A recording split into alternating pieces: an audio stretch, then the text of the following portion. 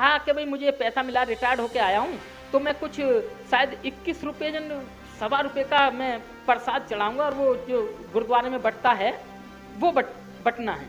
जब वो प्रसाद बन रहा था तो वो खुशी खुशी दौड़ रहे थे कि आज मेरे पैसे का प्रसाद बांटा जाएगा गुरुद्वारे में। तो वो खुशी खुशी जैसे किचन में घुसे तो बोले भाई तुम क्यों चले आ रहे हो किचन में? तो उन्होंने कहा अरे भाई मेरे पैसे से बनना है आज का प्रसाद। अरे का तुम्हारे पैसे से बनना है तो तुम इसमें घुसे चले आओगे नीची जाति के होते हुए। अब इतना सुनकर उनके दिमाग में एकदम आ गया, अरे मैंने पैसा दे रहा हूँ और मैं नौकरीमंद आदमी, मेरे पास पैसा और मैं दान करके गुरुद्वारे में खिलाना चाहता हूँ, फिर भी मुझे इतना नीच बता दिया। तो उन्होंने कहा कि बड़े उदास थे। उदास होने के बाद में उन्होंने एक निर्णय लिया कि मैं सिख नहीं रहूंगा।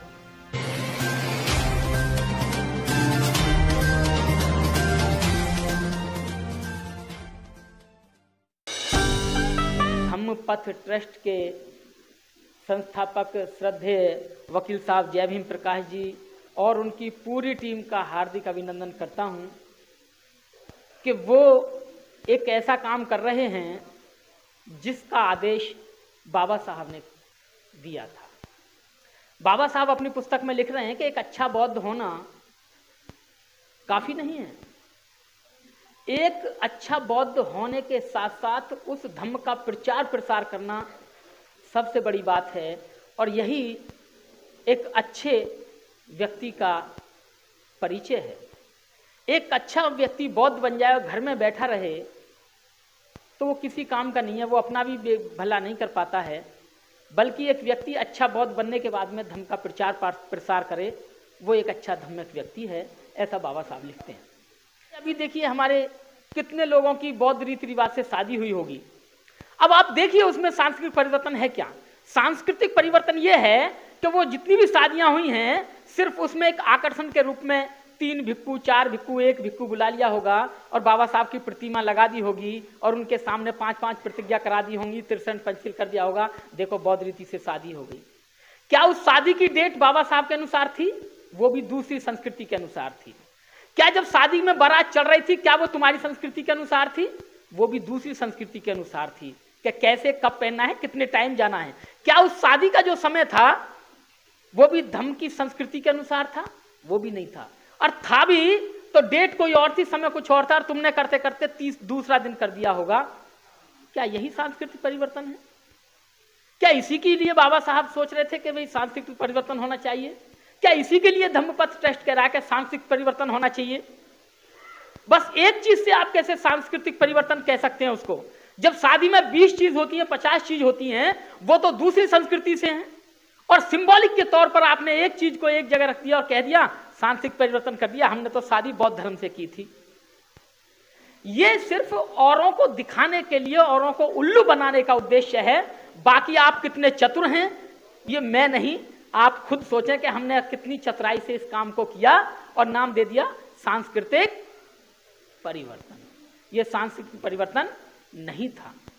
रात में शादी करने का संस्कृति किसी और की है, क्योंकि किसी ने कहा है कि सारे गंदे काम और उल्टे काम रात में होते हैं।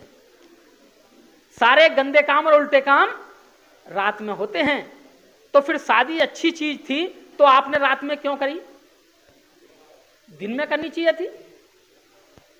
इसलिए सांस्कृतिक परिवर्तन का मतलब है कि जो हम खाने का उद्देश्य का भी यहां सिखाया जा रहा था कि हम सांस्कृतिक परिवर्तन कर रहे हैं, ताली नहीं बजानी है, साधु साधु बोलना है। ऐसे ही अगर आप सांस्कृतिक परिवर्तन कर रहे हैं तो शादी के पहले संस्कार से लेके और अंत का जो संस्कार है वो बाबा साहब बुद्ध और धम्म और जो विद्वान लोगों ने बताया कि ऐसा नहीं ऐसा करना है उसके अनुसार है। साथियों, जब बाबा साहब ने घोषणा करी कि मैं हिंदू धर्म में पैदा हुआ मरूंगा नहीं, तो सारे शंकराचार्य तिलमिला उठे, कहने लगे भाई बाबा साहब डॉक्टर अम्बेडकर को रोको, क्या कर रहे हैं, ये तो बहुत बड़ी घटना हो जाएगी। कुछ लोग बाबा साहब के पास गए, बाबा साहब ऐसा क्यों कर रहे हैं, आप बताएं तो सही, करना क्या है हमें? तो बाबा साहब ने 2 टूक कहा, कभी देखो ऐसा है, अगर आप सच में चाहते हैं और आपको लगता है कि आप बदलने को तैयार हैं और मैं हिंदू धर्म ना छोड़ूं, तो मेरी एक इच्छा है, मैं चाहता हूं कि आप के जितने भी शंकराचार्य हैं उनकी पदवी या तो 1 साल के लिए आपको और 1 साल के लिए मेरे लोगों के लिए, जैसे मेरे लोग आपके शंकराचार्य को दंडवत प्रणाम करते हैं ऐसे ही आप लोग हमारे बनाए हुए शंकराचार्य को दंडवत प्रणाम करेंगे, तो मैं समझूंगा कि आप सुधर गए हैं और हिंदू धर्म सुधार की तरफ है, परिवर्तन की तरफ है, तो मैं हिंदू धर्म नहीं छोड़ूंगा। जो व्यक्ति ये संदेश लेकर गए थे वो कहने लगे कि बाबा साहब हम तो बड़े हैं नहीं इतने, हमें तो पूछनी पड़ेगी।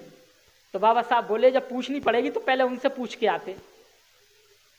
जब ये संदेश मिला, बाबा साहब समझ गए, तो फिर उन्होंने उसी काम को दोहराया 14 अक्टूबर 1956 को। अब बाबा साहब ने जब धम्म को अंगीकार किया तो बाबा साहब ने उससे पहले अध्ययन किया होगा, सभी धर्मों का अध्ययन किया। लेकिन उससे भी पहले जब बाबा साहब बच्चे थे और वो प्रथम आए थे 10वीं क्लास या 8वीं क्लास में, तो उनके गुरुजी केलुस्कर साहब ने उन्हें बुद्ध जीवन परिचय एक पुस्तक दी थी। उस पुस्तक को पढ़ने के बाद में तथागत की जीवन परिचय और उनका जो जीवन है, उनकी जो धम्म है, वो बाबा साहब जब भीमराव थे या अंबेडकर बालक थे उनके दिमाग में आ गया। और उसी दिन से बुद्ध की जो बातें थी वो उनके दिलो दिमाग में, जहन में बैठ गई और उन्हीं पर बहुत गहरा प्रभाव पड़ा। अर्थात बाबा साहब का बुद्ध की तरफ झुकाव हो गया। लेकिन फिर भी 35 की घोषणा की हुई, 56 में किया। उन्होंने धम्म को खूब अध्ययन किया। बीच में उनके में एक बार बात और आई कि भाई अगर मैं सिख धर्म की ओर जाऊं तो मेरे लोग मजबूत हो सकते हैं, उनके पास हथियार रख जाएगा एक लड़ने के लिए, रक्षा के लिए। तो बाबा साहब ने जब झुकाव गया और काफी झुकाव गया उनका, तो नानक चंद से कहा कि भाई रत्तू ये बताओ कि सिख धर्म को भी अगर हम अपनाएं तो क्या हो सकता है, क्या अच्छा रहेगा। तो बाबा साहब ने पूछा नानक चंद रत्तू से, तो सोहनलाल शास्त्री को बुला, क्योंकि ये दोनों पंजाब के थे। उन्होंने सीधा सीधा कहा कि बाबा साहब जैसा हिंदू धर्म में है ऐसा ही सिख धर्म में भी है, कोई अंतर नहीं है। वहां भी मजहबियों के गुरुद्वारे अलग हैं, उनके अलग हैं। उन्होंने फिर एक घटना बताई कि बाबा साहब आपके जो मित्र हैं संतराम बीए, उनके एक मित्र थे, वो मित्र फौज में थे, क्योंकि उस समय ब्रिटिश काल था तो ब्रिटिश की गवर्नमेंट में थे, उनको अच्छी पगार मिलती थी, सिख थे। तो जब वो रिटायर होके आए तो उन्हें कुछ पैसा भी मिला था। तो उन्होंने कहा कि भाई मुझे पैसा मिला, रिटायर्ड होके आया हूँ, तो मैं कुछ शायद 21 रुपये सवा रुपये का मैं प्रसाद चढ़ाऊंगा और वो जो गुरुद्वारे में बटता है वो बटना है। जब वो प्रसाद बन रहा था तो वो खुशी खुशी दौड़ रहे थे कि आज मेरे पैसे का प्रसाद बांटा जाएगा गुरुद्वारे में। तो वो खुशी खुशी जैसे किचन में घुसे तो बोले भाई तुम क्यों चले आ रहे हो किचन में। तो उन्होंने कहा अरे भाई मेरे पैसे से बनना है आज का प्रसाद। अरे का तुम्हारे पैसे से बनना है तो तुम इसमें घुसे चले आओगे नीची जाति के होते हुए। अब इतना सुनकर उनके दिमाग में एकदम आ गया, अरे मैंने पैसा दे रहा हूं और मैं नौकरीमंद आदमी, मेरे पास पैसा और मैं दान करके गुरुद्वारे में खिलाना चाहता हूं, फिर भी मुझे इतना नीच बता दिया। तो उन्होंने कहा कि बड़े उदास थे। उदास होने के बाद में उन्होंने एक निर्णय लिया कि मैं सिख नहीं रहूंगा, और उन्होंने अपनी दाढ़ी सर सब कुछ मुंडवा दिया और ईसाई बन गए और हैट लगाने लगे ईसाई।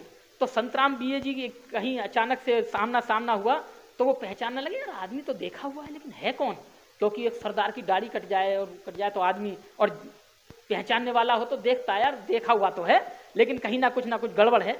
उन्होंने पूछा पहचान तो रहा हूं, है कौन, क्या पहचानो। जब उन्होंने बताया कि मैं सरदार फलां सिंह, कुछ नाम मेरे जहन से निकल गया, वो हूं। अरे कि तुम्हारी दाढ़ी वो, तो ये वाकया उन्होंने तब उनको बताया संतराम बीए जी को कि ऐसे ऐसे हुआ था। तो उन्होंने एक बात कही थी कि मैंने ठेका थोड़ा ही ले रखा है सिख धर्म का, इस जातियों का धर्म का ठेका थोड़ा ही ले रखा है, मैंने छोड़ दिया।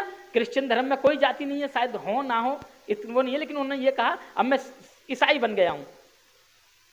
जब ये बात बाबा साहब ने सुनी और वो कहा सारा सब कुछ देखने के बाद में, तो फिर बाबा साहब ने सोचा कि बुद्ध धम्म पर भी नजर डाली जाए। उन्होंने धम्म पर भी नजर डाली। धम्म पर नजर डाली तो उन्होंने देखा कि जो हमारे तराई क्षेत्र हैं, ठंडे क्षेत्र हैं, जैसे हिमाचल हो गया और अदर देश हो गए, तो वहां भी हिंदू धर्म और बौद्ध धर्म का मिलता जुलता जुगाड़ है। वहां भी घंटी बजती है और वहां भी के तथागत आएंगे या शैतान भागेगा, ऐसा हो रहा है। तो फिर उन्होंने अपना एक अलग से शुद्धिकरण किया या कुछ भी कहें, उसमें से उसको छाना, सफाई की, फिल्टर किया और पुस्तक निकाल के हमें दी, बुद्ध एंड हिज धम्मा, जिसमें बाबा साहब ने सारा सब कुछ लिखा, बुद्ध के बाद का, बुद्ध के साथ का।